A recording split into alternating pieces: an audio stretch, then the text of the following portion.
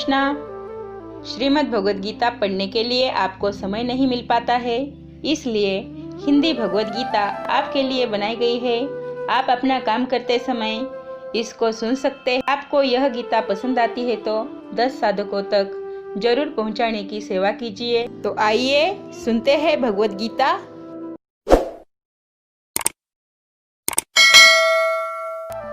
ओम श्री परमात्मने नमः।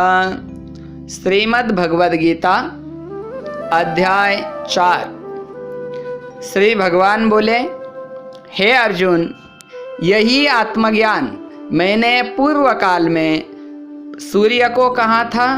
सूर्य ने उनके पुत्र मनु को कहा, मनु ने उनके पुत्र ईक्ष्वाकु को यह ज्ञान बताया। यह ज्ञान परंपरा से चलता रहा, परंतु कुछ समय के बाद वह आत्मज्ञान इस पृथ्वी लोक पर लुप्त प्राय हो गया। हे अर्जुन, तू मेरा भक्त भी है और मित्र भी है, इसीलिए वही सूर्य को बताया हुआ शुद्ध आत्मज्ञान आज मैं फिर से तुझे बताने जा रहा हूँ।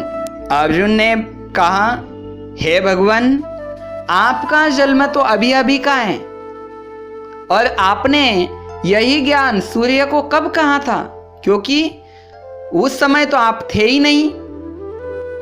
श्री भगवान बोले, हे परंतप अर्जुन, मेरे और तेरे इसके पहले बहुत से जन्म हो चुके हैं। उन सबको तू नहीं जानता, परंतु उन सभी जन्मों को मैं तत्वतः जानता हूँ। मैं अजन्मा अविनाशी ईश्वर होते हुए भी प्रकृति के द्वारा मैं कुछ कार्य के लिए समय समय पर यहाँ प्रकट होते रहता हूँ।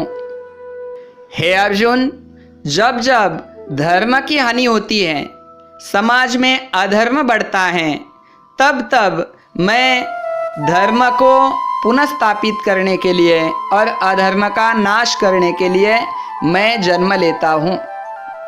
साधु पुरुषों का उद्धार करने के लिए और पापियों का, अधर्मियों का नाश करने के लिए मैंने बहुत सारे जन्म समय समय पर लिए हैं। हे अर्जुन, मेरा जन्म, मेरे कर्म अलौकिक दिव्य हैं, ऐसा जो भी जानता है वह पुरुष, वह साधक जन्म को पुनः प्राप्त नहीं होता है। जिनके राग, भय, क्रोध नष्ट हो चुके हैं, जो अनन्य प्रेम पूर्वक मेरे ही परमात्मा के आश्रित रहते हैं, ऐसे ज्ञान रूप पवित्र मेरे ही स्वरूप को प्राप्त होते हैं। हे अर्जुन, जो भक्त जिस प्रकार से मुझे भजता है, पूजता है, मैं भी उसी भाव से उसको भजता हूँ, पूजता हूँ, क्योंकि वे सबको छोड़कर मेरे ही आश्रित होते हैं। इस जगत में कुछ लोग कर्म के फल की इच्छा करते हुए देवताओं का पूजन करते हैं और उनको देवताओं की प्रसन्नता के कारण शीघ्र ही वे भोग प्राप्त होते हैं। मैंने ही इस जगत में ब्राह्मण, क्षत्रिय, वैश्य, शूद्र नामक गुण कर्मों के अनुसार वर्णों का समूह निर्माण किया है। मैं कर्मों में स्पृहा नहीं रखता हूँ, इसीलिए कर्म की बाधा मुझे नहीं होती है। और जो इस तत्व को जानता है वह भी साधक कर्मों से नहीं बंधता। हे अर्जुन, तू भी स्पृहा रहित, आसक्ति रहित होकर कर्म कर, तो तू भी कर्म बंधन से नहीं बंधेगा। कर्म क्या है और अकर्म क्या है, इसका निर्णय बुद्धिमान पुरुष भी नहीं कर पाते हैं। इसीलिए हे अर्जुन, मैं तुझे इस कर्म के बारे में भली भांति समझाता हूँ और उसको समझकर तू इस कर्म बंधन से शीघ्र ही मुक्त हो जाएगा। कर्म का स्वरूप भी जानना चाहिए और अकर्म का स्वरूप भी जानना चाहिए, क्योंकि इस कर्म की बहुत गहन सूक्ष्म गति होती है। जो कर्मों में अकर्म को देखता है और अकर्मों में कर्मों को देखता है, वही बुद्धिमान पुरुष सब कुछ करते हुए भी कुछ भी नहीं करता है, अर्थात कर्म बंधन में नहीं बंधता है। जो आसक्ति रहित और संकल्प रहित होकर शास्त्र सम्मत कर्म करता है, उसके सभी कर्म ज्ञान रूप अग्नि द्वारा भस्म हो जाते हैं और उसी को ही महापुरुषों ने पंडित कहा है। जिसने कर्म की तथा कर्म फल की आसक्ति का त्याग किया है और संसार के आश्रय से रहित हुआ है, वैसे ही मुझ परमात्मा में नित्य तृप्त है। वह सब कुछ करते हुए भी उसको कर्म बंधन नहीं बांधता है। जिसने अपने अंतकरण, इंद्रिय, मन आदि पर विजय प्राप्त की है और भोगों की सामग्री का त्याग किया है, ऐसा पुरुष सभी कर्म कर कर भी उसको पाप बाधित नहीं करता है। कर्मयोगी हर्ष शोकादि द्वंद्वों से परे जाकर ईर्षा काम क्रोधों को छोड़कर बिना इच्छा के अपने आप प्राप्त होने वाले भोगों में तथा पदार्थों में हमेशा संतुष्ट रहता है। जिसकी आसक्ति नष्ट हो गई है, देहाभिमान ममता का त्याग कर चुका है और जिसका चित्त हमेशा परमात्मा में ही स्थित रहता है, वह केवल अपने कर्तव्य कर्मों का निर्वहन ही करता है। उसकी कर्म के प्रति कोई आसक्ति नहीं होती है। कुछ योगी जन देवताओं का पूजन रूप यज्ञ का भली भांति अनुष्ठान करते हैं। कुछ योगी जन अभेद दर्शन रूप यज्ञ द्वारा सर्वत्र एक ही परमात्मा का दर्शन करते हैं। कुछ योगी जन श्रोत्र आदि इंद्रियों को संयम रूप अग्नि में हवन करते हैं और कुछ योगी जन शब्दादि विषयों को इंद्रिय रूप अग्नियों में हवन करते हैं। कुछ योगी जन इंद्रियों की प्राणों की क्रियाओं को आत्म संयम रूप अग्नि में हवन करते हैं।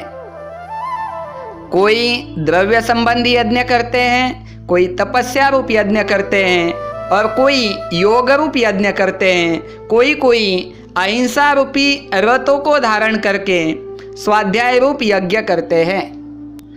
कोई योगी जन अपान वायु में प्राण वायु का हवन करते हैं, कोई योगी जन प्राण वायु में अपान वायु का हवन करते हैं। कोई संयमित आहार करने वाले प्राणायाम परायण योगी प्राण और अपान की गति को रोककर प्राणों का प्राणों में ही हवन करते हैं। हे अर्जुन, ऊपर बताए गए सभी योगी तथा कर्मयोगी अपने अपने कर्तव्य कर्म करते हुए अर्थात यज्ञों को करते हुए पापों का नाश कर देते हैं और मुझ परमात्मा को ही प्राप्त होते हैं। इसलिए तू भी अपना कर्तव्य कर्म रूपी यज्ञ को पूर्ण कर, क्योंकि यज्ञ न करने वाला अर्थात कर्तव्य कर्मों को पूर्ण न करने वाला व्यक्ति इस मनुष्य लोक में भी सुखी नहीं हो सकता है और फिर परलोक में कैसे सुखी हो सकता है। इसीलिए सभी को अपना कर्तव्य कर्म पूर्ण करना चाहिए। इस प्रकार बहुत से यज्ञ तथा कर्तव्य कर्म वेदों में बताए हुए हैं। उन सभी कर्मों का यज्ञों का अनुष्ठान करके सभी कर्मयोगी जन इस कर्म बंधन से सर्वथा मुक्त हो जाते हैं। हे अर्जुन, द्रव्यमय यज्ञ की अपेक्षा ज्ञान यज्ञ अत्यंत श्रेष्ठ है। उस ज्ञान की प्राप्ति के लिए तू उन तत्वदर्शी ज्ञानियों के पास जा, उनको भली भांति दंडवत प्रणाम कर, उनकी सेवा कर और कपट को छोड़कर सरलतापूर्वक उनसे अपने उद्धार के बारे में प्रश्न पूछ। वे तुझे निश्चित ही तत्वज्ञान का उपदेश करेंगे। उनके उपदेश से फिर यह मोह तुझे बाधित नहीं करेगा। तू अपने कर्तव्य कर्म से भागेगा नहीं। तू ज्ञान योग को जानते हुए अपने कर्तव्य कर्म करेगा तो इस पाप रूपी समुद्र से भी पार हो जाएगा। जैसे अग्नि में कोई भी ईंधन डालने पर भस्म हो जाता है, वैसे ज्ञान रूप अग्नि में भी संपूर्ण कर्मों का नाश हो जाता है। इस संसार में ज्ञान के तथा अग्नि के सदृश कोई भी पवित्र करने वाला नहीं है। ज्ञान के द्वारा अंतःकरण शुद्ध हो जाता है और अपने आप ही उस आत्म तत्व की प्राप्ति होती है। जिन्होंने इंद्रियों को जीता है, जो अपने कर्तव्य में तत्पर हैं और जो श्रद्धा युक्त मनुष्य हैं, उनको ही इस ज्ञान की प्राप्ति होती है और उस ज्ञान को प्राप्त करने के बाद वे तत्काल ही उस परम शांति को प्राप्त होते हैं। विवेकहीन और श्रद्धा रहित संशय युक्त मनुष्य परमार्थ से पतन की ओर जाता है और ऐसे संशय युक्त व्यक्तियों को न यह लोक, न परलोक, न सुख, न शांति कुछ भी प्राप्त नहीं होता है।